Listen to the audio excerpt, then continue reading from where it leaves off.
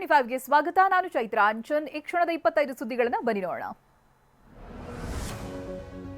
ದೆಹಲಿಗೆ ತೆರಳಿರುವ ಸಿಎಂ ಸಿದ್ದರಾಮಯ್ಯ ಹಾಗೆ DCM DK ಲೋಕಸಭೆ ವಿಪಕ್ಷ ನಾಯಕ ರಾಹುಲ್ ಗಾಂಧಿ ಅವರನ್ನು ಭೇಟಿಯಾಗಿದ್ದಾರೆ. ನವದೆಹಲಿಯಲ್ಲಿರುವ ಎಸಿಸಿ ಕಚೇರಿಯಲ್ಲಿ ಭೇಟಿಯಾಗಿ ಬೆಂಗಳೂರು ಕಾಲ್ತುಳಿತದ ಬಗ್ಗೆ ವರದಿ ನೀಡಿದ್ದಾರೆ ಎನ್ನಲಾಗಿದೆ.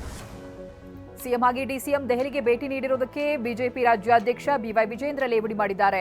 ದೆಹಲಿ ನಾಯಕರನ್ನ ಇವರೇ ಬಾಲದ ರೀತಿ ಆಡಿಸ್ತಾರೆ ಅಂತ ಹೇಳಿದ್ದಾರೆ. ಸಿದ್ದರಾಮಯ್ಯ ವಿರುದ್ಧ ಜನವಿರೋಧಿ ಅಲೆ ಸೃಷ್ಟಿಯಾಗಿದೆ ಎಂದಿದ್ದಾರೆ.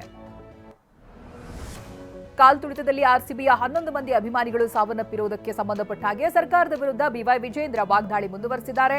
ಸರ್ಕಾರದ ಕ್ರಿಮಿನಲ್ ಅಫೆನ್ಸ್ನಿಂದಾಗಿ 11 ಜನರ ಸಾವಾಗಿದೆ ಅಂತ ಶಿವಮೊಗ್ಗದಲ್ಲಿ ಕಿಡಿಕಾರಿದ್ದಾರೆ. ವಿಧಾನಸೌಧದ ಎದುರು ನಡೆದಿದ್ದ ಆರ್ಸಿಬಿ ವಿಜಯೋತ್ಸವಕ್ಕೆ ಸಂಬಂಧಿಸಿದಂತೆ ಮತ್ತೊಂದು ಸ್ಫೋಟಕ ವಿಡಿಯೋ ಬಯಲಾಗಿದೆ.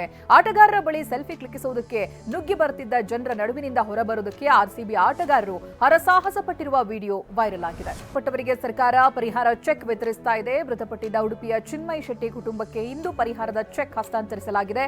ಹೆಬ್ರಿಯ ಕುಚ್ಚೂರು ರಸ್ತೆಯಲ್ಲಿರುವ ಮನೆಗೆ ತೆರಳಿ ಡಿಸಿ ವಿದ್ಯಾಕುಮಾರಿ ಚೆಕ್ ನೀಡಿದ್ದಾರೆ. ಕಾಲ್ತುಳಿತ ದುರಂತದಲ್ಲಿ ಮಡಿದ ಭೂಮಿಕ್ ನಿವಾಸಕ್ಕೆ ಬಿಜೆಪಿ ನಿಯೋಗ ಭೇಟಿ ನೀಡಿದೆ. ವಿಪಕ್ಷ ನಾಯಕ ಅಶೋಕ್ ನೇತೃತ್ವದ ನಿಯೋಗ ಲಕ್ಷ್ಮಣ್ ಹಾಗೆ ಅಶ್ವಿನಿ ದಂಪತಿಗೆ ಸಾಂತ್ವನ ಹೇಳಿದೆ. ಮಗನನ್ನ ಕಳೆದುಕೊಂಡು ದುಃಖದಿಂದ ಹೊರಬನ್ನಿ ಅಂತ ನಿಯೋಗದ ಸದಸ್ಯರು ಹೇಳಿದ್ದಾರೆ. ದುರಂತ ಖಂಡಿಸಿ ಸಾಲು ಸಾಲು ಪ್ರತಿಭಟನೆ ನಡೆಯುತ್ತಾ ಇದೆ. ರಾಜ್ಯ ಸರ್ಕಾರದ ನಡೆ ಖಂಡಿಸಿ ಎಬಿವಿಪಿ ಕಾರ್ಯಕರ್ತರು ಪ್ರತಿಭಟಿಸಿದ್ದಾರೆ. ಇತ್ತ ಪೊಲೀಸ್ ಕಮಿಷನರ್ ಆಗಿದ್ದ ದಯಾನಂದ್ ಅವರ ಅಮಾನತನ್ನು ವಿರೋಧಿಸಿ ರಾಷ್ಟ್ರೀಯ ಅಂಬೇಡ್ಕರ್ ಸೇನೆ ಪ್ರತಿಭಟನೆ ನಡೆಸಿದೆ. ನನಗೆ ಮೋದಿ ದೇವರು ಅಂತ ಸಂಸದ ಪ್ರತಾಪ್ ಸಿಂಹ ಹೇಳಿದ್ದಾರೆ. ಮೈಸೂರಿನಲ್ಲಿ ನಡೆದ ನಾಲ್ವಡಿ ಕೃಷ್ಣರಾಜ ಒಡೆಯರ್ ಜಯಂತಿ ಕಾರ್ಯಕ್ರಮದಲ್ಲಿ ಮಾತನಾಡಿದ ಪ್ರತಾಪ್ ಸಿಂಹ ಪ್ರಧಾನಿ ಮೋದಿಯ ಗುಣಗಾನ ಮಾಡಿದ್ದಾರೆ. ಮೈಸೂರಿಗೆ ನಾಲ್ವಡಿ ಕೃಷ್ಣರಾಜ ಒಡೆಯರ್ ಹೇಗೆ ದೇವರು ಹಾಗೆ ನನಗೆ ಮೋದಿ ದೇವರು ಅಂತ ಹೇಳಿದ್ದಾರೆ. ಬೆಂಗಳೂರಿನ ಮಾದವಾರದಲ್ಲಿ ಸ್ಕೂಲ್ ಬಸ್ ಪಲ್ಟಿಯಾಗಿದೆ. ಘಟನೆಯಲ್ಲಿ 25ಕ್ಕೂ ಹೆಚ್ಚು ಮಕ್ಕಳಿಗೆ ಸಣ್ಣ ಪುಟ್ಟ ಗಾಯಗಳಾಗಿದೆ. ಮಾದವಾರ ರಸ್ತೆಯ ತಿರುವಿನಲ್ಲಿ 2 ಬಸ್ಗಳ ನಡುವೆ ಡಿಕ್ಕಿ ಸಂಭವಿಸಿದ್ದು ಸ್ಕೂಲ್ ಬಸ್ ಪಲ್ಟಿಯಾಗಿದೆ.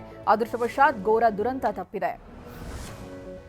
ಬೆಂಗಳೂರಿನಲ್ಲಿ ಆಗಾಗ ಮನೆ ಬಿಟ್ಟು ಹೋಗ್ತಾ ಇದ್ದಂತ ಹೆಂಡತಿ ನಡೆಯಿಂದ ಬೇಸತ್ತ ಗಂಡ ಆತ್ಮಹತ್ಯೆ ಮಾಡಿಕೊಂಡಿದ್ದಾನೆ. ಮನೆಯಲ್ಲಿ ಫ್ಯಾನ್ಗೆ ನೇಣು ಬಿಗಿದುಕೊಂಡು ಗೋವರ್ಧನ್ ಎಂಬಾತ ಸುಸೈಡ್ ಮಾಡಿಕೊಂಡಿದ್ದಾನೆ. 2 ಮಕ್ಕಳಿದ್ರು ಪತ್ನಿ ಆಗಾಗ ಮನೆ ಬಿಟ್ಟು ಹೋಗ್ತಾ ಇದ್ಲು ಅಂತ ಆರೋಪಿಸಲಾಗಿದೆ. ಕುಂದಾಪುರ ತಾಲೂಕಿನ ಕೋಡಿ ಸೇತುವೆ ಬಳಿ ಸ್ಕೂಟಿ ಹಾಗೆ ಚಪ್ಪಲಿ ಬಿಟ್ಟು ವಿವಾಹಿತೆ ನಾಪತ್ತೆಯಾಗಿದ್ದಾಳೆ. ಕುಂದಾಪುರ ವಿಠಲವಾಡಿ ನಿವಾಸಿ ಹೀನಾ ಕೌಶರ್ ಕಣ್ಮರೆಯಾದ ಮಹಿಳೆ ಆತ್ಮಹತ್ಯೆನೋ ಅಥವಾ ನಾಪತ್ತೇನೋ ಅನ್ನೋ ಅನುಮಾನದಲ್ಲೇ ಮಹಿಳೆಗಾಗಿ ಹುಡುಕಾಟ ಮುಂದುವರೆದಿದೆ. ಮೆಡಿಕಲ್ ಶಾಪ್ನಲ್ಲಿ ಚಿಲ್ಲರೆ ವಿಚಾರಕ್ಕೆ ಮಹಿಳೆಯೊಬ್ಬರು ಯುವತಿ ಮೇಲೆ ಹಲ್ಲೆ ಮಾಡಿದ್ದಾರೆ. ಉಡುಪಿ ಜಿಲ್ಲೆಯ ಕುಂದಾಪುರದ ಮಾವಿನಕಟ್ಟೆಯಲ್ಲಿ ಘಟನೆ ನಡೆದಿದೆ. ಗ್ರಾಹಕಿ ಯಾಸ್ಮಿನ್ ಎಂಬಾಕೆ 500 ರೂಪಾಯಿ ಚೇಂಜ್ ಇಲ್ಲ ಅಂತ ಹೇಳಿದ್ದಕ್ಕೆ ಮೆಡಿಕಲ್ ಶಾಪ್ ಸಿಬ್ಬಂದಿ ಲಕ್ಷ್ಮಿ ಮೇಲೆ ಹಲ್ಲೆ ಮಾಡಿದ್ದಾರೆ.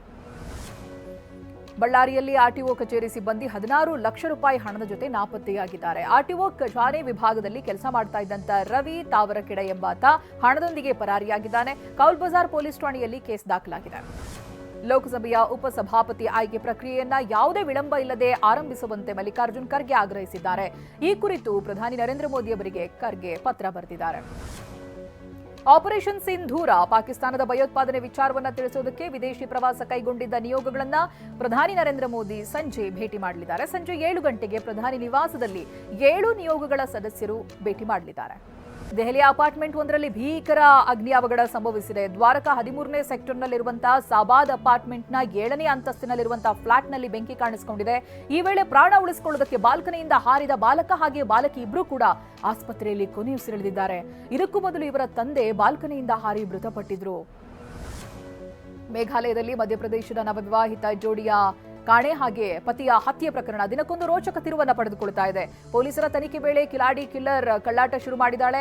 ನಾನು ನನ್ನ ಗಂಡನನ್ನ ಕೊಲೆ ಮಾಡಿಸಿಲ್ಲ, ನಾನು ಕಿಡ್ನಾಪ್ ಆಗಿದ್ದೆ, ನಾನು ಯಾರನ್ನೂ ಕೊಂದಿಲ್ಲ ಅಂತ ಹೇಳಿದಾಳೆ. ಹನಿಮೂನ್ನಲ್ಲಿಯೇ ಗಂಡನನ್ನ ಹತ್ಯೆಗೈದ ಪ್ರಕರಣದಲ್ಲಿ ಬಂಧನವಾಗಿರೋ ಪತ್ನಿ ಸೋನಂನನ್ನ ಬಿಹಾರದ ಪಾಟ್ನಾದಲ್ಲಿ ಇರಿಸಲಾಗಿದೆ. ಫುಲ್ವಾರಿ ಶರೀಫ್ ಪೊಲೀಸ್ ಠಾಣೆಯಲ್ಲಿ ಇಡಲಾಗಿದೆ. ಟ್ರಾನ್ಸಿಟ್ ರಿಮಾಂಡ್ ಮೇಲೆ ಮೇಘಾಲಯ ಪೊಲೀಸರು ಶಿಲ್ಲಾಂಗ್ಗೆ ಕರೆದೊಯ್ಯಲಿದ್ದಾರೆ. ಚೆನ್ನೈನ ಸರ್ಕಾರಿ ಹಾಸ್ಟೆಲ್ನಲ್ಲಿ ಅಪ್ರಾಪ್ತೆ ಮೇಲೆ ಅತ್ಯಾಚಾರ ನಡೆದಿದೆ. ಹಾಸ್ಟೆಲ್ನ ಸೆಕ್ಯೂರಿಟಿ ಗಾರ್ಡ್ ಪೈಶಾಚಿಕ ಕೃತ್ಯವೆಸಗಿದ್ದಾನೆ. 13 ವರ್ಷದ ಬಾಲಕಿ ತಪ್ಪಿಸಿಕೊಳ್ಳೋದಕ್ಕೆ ಯತ್ನಿಸಿದಾಗ ಹಲ್ಲೆ ನಡೆಸಿದ್ದಾನೆ. ಈ ವೇಳೆ ಬಾಲಕಿಯ ಕಾಲು ಮುರಿತವಾಗಿದೆ. ಆರೋಪಿಯನ್ನು ಬಂಧಿಸಿರುವ ಪೊಲೀಸರು ತನಿಖೆ ಮುಂದುವರೆಸಿದ್ದಾರೆ.